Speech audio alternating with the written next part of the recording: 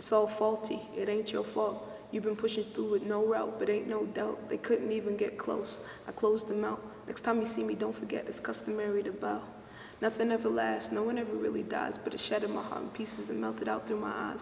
Never got to say goodbye, I know it's all my fault, but I greet them every morning and remember all they taught. When my spirit, no peace, no please, give me a minute. So soon after the last lesson, always testing my commitment. The goal of all I was, realized it wasn't me. And who told you I'd wait? Nothing's ever guaranteed. We all searching for a prize, but it's feeling like a prison trying to rewrite a code they teach in poverty religion. Why you think you walk around feeling like something's always missing? This condition's why we forget, but it's people get intentions, yes Lord.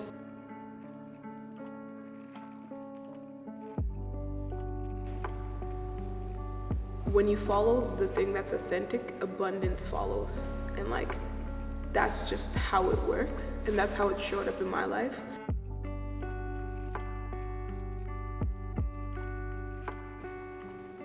Having enough to share. Enough to share. I know there's like this common thing that I think is really important. It was one of the lessons that I learned early on when navigating community spaces. It's like you put your mask on first and then you put the kid's mask on afterwards. Like, if your basic needs aren't met, you can't think about anything else. And that's the complex thing about when we find ourselves coming from communities that are at the margins. Is like, I'm thinking about rent, I'm thinking about food, I'm thinking about clothing, safety. That's my intent and my focus. If you don't have those basic things, you can't think about anything else. You can't do anything else. You can't support anybody else in a real and meaningful way. It's not possible. And so like, what I feel is success is like when I have my basic needs met and I have enough that I can share. I realized pretty recently that like, I really can't do this whole, like the rest of this thing without music, you know, like it's how I process everything that's happening in my reality.